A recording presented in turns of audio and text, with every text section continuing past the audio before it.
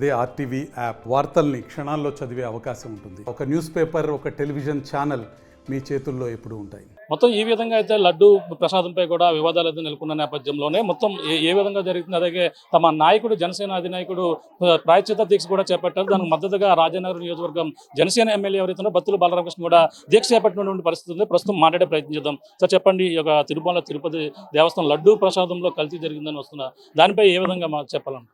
ఈ యొక్క సనాతన ధర్మాన్ని పక్కన పెట్టిన ప్రభుత్వం వైసీపీ ప్రభుత్వం. కలియుగ దైవం శ్రీ వెంకటేశ్వర స్వామి యొక్క దివ్య చరణ పాదాల నుండి ఏర్పడినటువంటి ప్రసాదాన్ని కూడా అపవిత్రం చేసినటువంటి ఒక నీచమైనటువంటి ప్రభుత్వం వైసీపీ ప్రభుత్వం అని మనకు అర్థమవుతుంది. ఈ యొక్క ప్రసాదాన్ని స్వామివారికి నివేదన చేసి నివేదన అనంతరం భక్తులకి ప్రసాదం పంచుతారు. ఇప్పుడు కూడా ఆ ప్రసాదం పంచేటప్పుడు ఖచ్చితంగా గోవు నుంచి వెలువడినటువంటి ఒక పాల నుండి వచ్చినటువంటి నేతితో మాత్రమే ఆ ప్రసాదాన్ని తయారు చేయాలని యుగాలుగా కూడా ఒక నియమం అనేది ఒకటి ఉంది. ఎందుకంటే గోవు ఏర్పడడం రెండు విధాలుగా ఏర్పడిందని చెప్పి రెండు రకాల పురాణాలు చెప్తున్నాయి. ఒకటి, గోవు క్షీరసాగర మదనం నుంచి ఆవిర్భవించింది. రెండు, ఒక యజ్ఞం నుంచి, ఒక హోమగుండం నుంచి ఆవిర్భవించింది గోవు అని చెప్తుంటారు. ఇది రెండు రకాలుగా కామధేనువు క్షీరసాగర మదనం నుంచి కానీ ఆవిర్భవించినట్లు చెప్తారు. ఆవు మాత్రం ఒక మహారుషులు ఈ యొక్క ఆకలి తీర్చడానికి నైవేద్యానికి ఉపయోగపడే విధంగా ఒక జంతువు కావాలని చెప్పి అప్పట్లో ఋషులు తపస్సు చేస్తే గోవు ఒక యజ్ఞం నుండి వెలువడింది. అందువల్ల గోవు పవిత్రం, గోమూత్రం పవిత్రం, గోక్షీరం పవిత్రం, గోమయం పవిత్రం.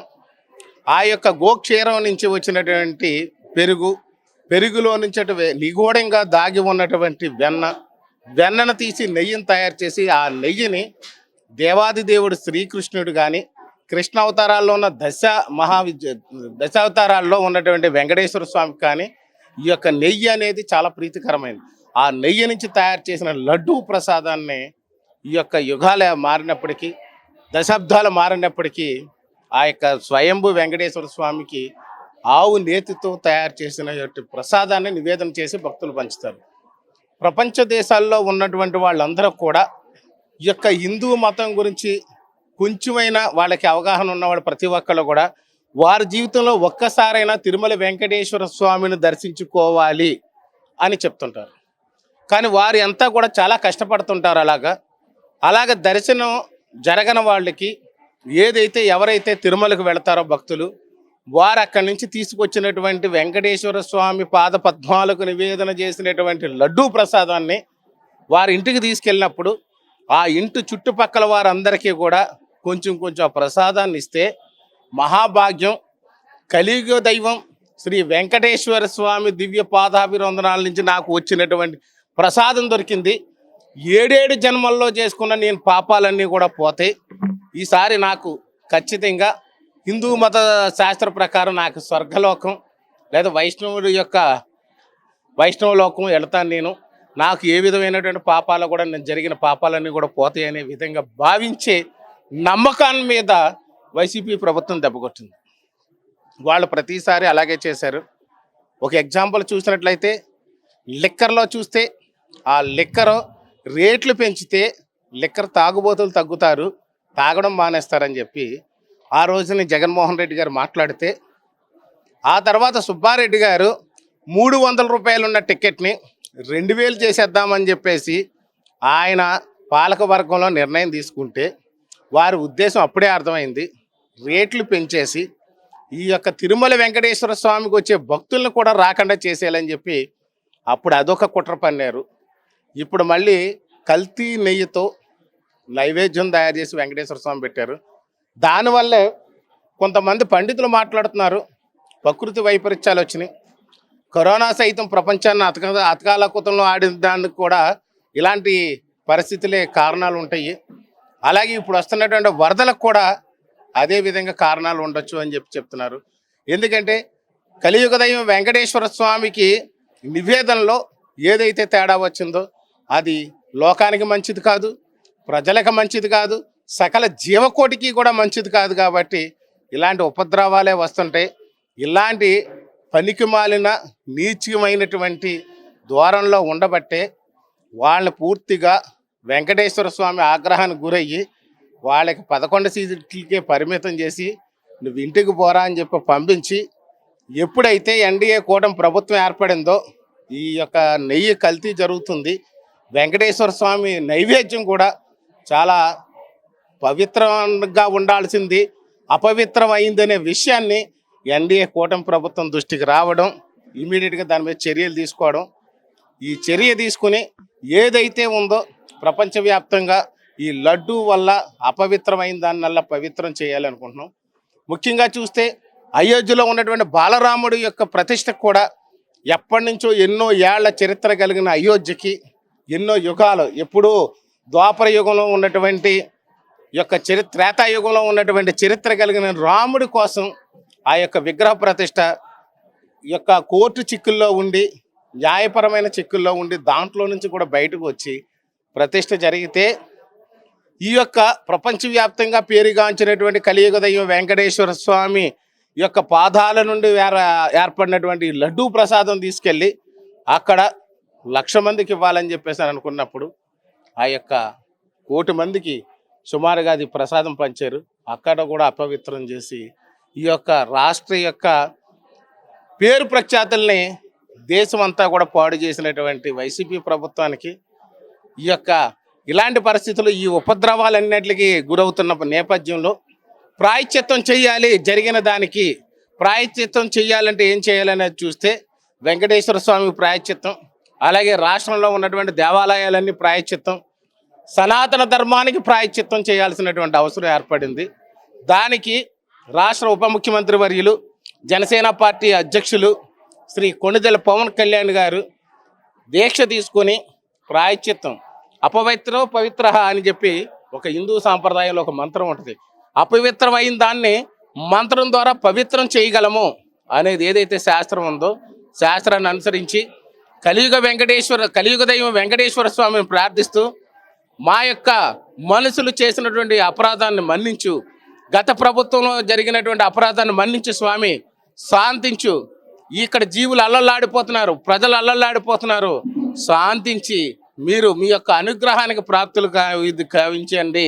మేము శాంతి దీక్షలు చేస్తాము, యజ్ఞ యాగాలు చేస్తాము, మొత్తం అన్నీ గడ అని చెప్పేసి పవన్ కళ్యాణ్ గారు దీక్ష తీసుకుంటే వారికి సంఘీభావంగా పవన్ కళ్యాణ్ గారు అడుగుజాడల్లో నడిచే వ్యక్తిగా నేను ఉడతాభక్తి సాయంతో రాజానగరం నియోజకవర్గంలో కూడా దీక్ష తీసుకుని యజ్ఞయాగాలు చేసుకుంటూ ఈ యొక్క అపవిత్రమైనటువంటి దాన్ని పవిత్రం అవడానికి నా వంతుగా కృషి చేస్తూ ఈ యొక్క రాజానగరం నియోజకవర్గంలో స్వయంభూగా వెలసినటువంటి దేవతలు నిర్మాణం చేసిన ఆలయంగా పేరుగాంచినటువంటి శ్రీ లక్ష్మీ నరసింహస్వామి వారి యొక్క ఆలయం. ఇక్కడ కోరుకుంటే కోరికలు తీరుతాయి అనే నానుడి కలిగినటువంటి శ్రీ నరసింహస్వామి వారిని వేడుకుంటూ వారి యొక్క కొండపైన దేవతలు ఏదైతే నిర్మించారో ఆ యొక్క దేవాలయానికి ఉన్నటువంటి 610 మెట్లు కూడా పవిత్ర జలంతో శుద్ధి చేసి దానికి మహిళలచే పసుపు రాయించి బొట్లు పెట్టించి పైన ఉన్నటువంటి స్వామివారి దగ్గరికి వెళ్ళి దీపధూప నైవేద్యాలు చేసి కింద ఉన్నటువంటి స్వామివారికి కూడా దీపధూప నైవేద్యాలు అర్చనాలంకరణలు చేసి ఇక్కడ మహాసుదర్శన హోమం చేసి శాంతి హోమం చేసి ఇక్కడ ప్రక్షాళన చేయడానికి నా వంతుగా నేను ప్రయత్నం చేస్తున్నాను. దీనికి వేలాది మంది తెలుగుదేశం, జనసేన, బీజేపీ నాయకులే కాకుండా ఈ యొక్క ఆశేష భక్తజనం ఏదైతే హిందూ ధర్మాన్ని ఇక్కడ ఇబ్బంది పడుతుందో, హిందూ ధర్మం వల్ల ఇబ్బందులు ఏర్పడుతున్నాయో వీళ్ళన్నింటికి ప్రక్షాళన జరగాలి అని కోరుకున్న మహిళామ తల్లులు కూడా రావడం అనేది ఇక్కడ చాలా సంతోషించదగ్గ విషయం. మా పవన్ కళ్యాణ్ గారు ఒక్కటే చెప్తారు, హిందూ మతంలో పుట్టినవాడు హిందూ మతాన్ని పూజిస్తాడు, క్రైస్తవ మతంలో పుట్టినవాడు లేదు క్రైస్తవ మతం మీద ప్రేమ ఉన్నవాడు జీసస్ని ప్రార్థన చేస్తారు, ఈ యొక్క ఇస్లాం మతంలో పుట్టిన వాళ్ళు కూడా ఈ యొక్క అల్లాని ప్రార్థన చేస్తారు. మీరు హిందూ మతంలో పుట్టారు కాబట్టి హిందూ మతంలో దేవతలకి పూజలు యజ్ఞాలు చెయ్యండి, అపవిత్రమైంది కాదు. కాబట్టి హిందూ మతాన్ని పూజించండి, పరమతాలు ఏదైతే క్రైస్తవ ఇస్లాం మతం ఉందో గౌరవించండి, ప్రేమించండి. అని చెప్పి మా పవన్ కళ్యాణ్ గారు చెప్తారు. ఆ బాటలో నేను కూడా నడుస్తూ ఈవేళ హిందూ మతానికి అపవిత్రం అయింది కాబట్టి దాన్ని పవిత్రం చేయడానికి నా వంతుగా నేను కృషి చేస్తున్నాను. రేపు మిగతా మతాలకు కూడా ఎక్కడైనా ఏదైనా అన్యాయం జరిగితే కూడా మతాల తరఫున మేము నిలబడతామని మరోసారి తెలియజేస్తూ సెలవు. ప్రధానంగా చూసుకుంటే ఆ ట్యాంకర్లో ఏదైతే కల్తీ జరిగిందో 2 ట్యాంకర్లు కూడా వెనక్కి పంపించేయడం జరిగింది. కల్తీ జరగలేదు, కల్తీ జరిగిందని ఈ విధంగా డైవర్స్ పాలిటిక్స్ చేస్తున్నారంటున్నారు. ఎలా చూడాలంటారు? అంటే వాళ్ళు ఏదేదో మాట్లాడతారు. కేవలం మేము ఆపిన 2 ట్యాంకులు ఎప్పటి నుంచో జరుగుతున్న దాన్ని మా ఎన్డీఏ ప్రభుత్వం వచ్చిన తర్వాత 2 ట్యాంకర్లు మేము ఆపాం. అంతకుముందు ఎలా జరిగింది? అంతకుముందు ఎందుకు లడ్డు సువాసన రాలేదు? నేతి వాసన ఎందుకు లేదు? అందులో పచ్చకర్పూరానికి బదులు పటికి బెల్లం ఎందుకు వేసేవారు? పచ్చకర్పూరం వేయాల్సినటువంటి తిరుపతి వెంకటేశ్వర స్వామి వారి లడ్డూలో పటికి బెల్లం సంఖ్య ఎందుకు పెంచారు? అంటే కేజీ 200కు దొరుకుతుంది పటికి బెల్లం అయితే. పటికి బెల్లం సిప్ చేసేవారు. మీరు అందరూ తిన్నారు కదా, గడిచిన 5 ఏళ్ళలో తిన్న వాళ్ళందరూ కూడా చూడండి, అందులో పటికి బెల్లం ఉండేది. పచ్చకర్పూరాన్ని బదులు పటికి బెల్లం వేశారు. మేము చూసిన 2 ట్యాంకర్లు ఆపాం. అప్పుడు దాకా జరిగిన దాని సంగతి ఏంటి? దాని గురించే మాట్లాడతారు వాళ్ళు. వాళ్ళు ఇందులో డైవర్ట్ చేయాల్సిన అవసరం ఏముంది? సూపర్ 6 పథకాలు అమలు చేయలేక ఈ విధంగా డైవర్ట్ చేశారనేది సాక్షాత్తు మాజీ సీఎం జగన్మోహన్ రెడ్డి చెప్పారు. ఇక్కడ వాళ్ళకి ఏదీ లేక వాళ్ళు ఏదో మాట్లాడుతున్నారు. సూపర్ 6 పథకాలు మేము రాగానే మేము ఏదైతే చెప్పామో పెన్షన్ అనేది ఖచ్చితంగా అమలు చేసాం. 1000 రూపాయలు పెంచుతాము. 3 నెలల్లో కలిసి బకాయిలతో సహా 7000 రూపాయల పెన్షన్ ఒకేసారి ఇస్తాను, ఇచ్చాం, అయిపోయింది. అదేవిధంగా ఏదైతే భూములు దొబ్బేయాలనుకున్నారో, భూములు దొబ్బేయాలని పెద్ద ప్రణాళికతో వీళ్ళంతా కూడా వైసీపీ ప్రభుత్వం ప్లాన్ చేస్తే ఆ భూ చట్టాన్ని రద్దు చేసాం. అదేవిధంగా ఇప్పుడు చూస్తే లిక్కర్ మీద దోపిడీలు జరుగుతుంటే లిక్కర్ను కూడా ఆపేసాం. ఇప్పుడు రేపెల్లుండి నోటిఫికేషన్ ఇస్తున్నాం. 99 రూపాయలకే క్వార్టర్ మందు దొరుకుద్ది. ఎందుకంటే ఎవడో కొద్దో గొప్ప పొద్దున్న ఉదయం నుంచి సాయంత్రం దాకా కష్టపడి అలవాటు ఉన్నవాడు క్వార్టర్ తాగితే ఆర్థిక పరంగా అన్ని గుల్ల అయిపోతుంది, అనారోగ్యం గుల్ల అయిపోతుంది. నాణ్యమైనటువంటి మందుని 99 రూపాయలకి ఇస్తున్నాం. అదేవిధంగా మహిళామ తల్లికి ఏదైతే మాట ఇచ్చామో, ఈ యొక్క ఏదైతే గ్యాస్ సిలిండర్ 3 సిలిండర్లు ఇస్తా అన్నామో 3 సిలిండర్లకు కూడా దీపావళి నుంచి మొదలెడుతున్నామని చెప్పాం. అంటే రాగానే అన్ని పథకాలు ఒకేసారి అమలు చేసేస్తామని చెప్పలేదు. ఖచ్చితంగా సంవత్సరానికి ఒకసారి ఏదైతే ఇస్తా అన్నామో ఖచ్చితంగా సంవత్సరం లోపల అన్ని పథకాలు అమలు చేస్తాం. రైతుల ధాన్యం 1674 కోట్ల రూపాయల బకాయిలు ఉంటే 1674 కోట్లు మేమే బాకీలు తీర్చాం రైతులకి. అదేవిధంగా చూస్తే గతంలో 2014, 19 మధ్యలో హౌసింగ్ లోన్లు ఏదైతే ఉండిపోయినాయో ఆ హౌసింగ్ లోన్లని కూడా ఈ మధ్య సగం డబ్బులు వేస్తాము. మిగిలిన డబ్బులు కూడా వేస్తున్నాం. ప్రతి పథకాన్ని స్టెప్ బై స్టెప్ అమలు చేస్తున్నాం. ఖచ్చితంగా సూపర్ 6 పథకాలన్నీ అమలు చేస్తాం.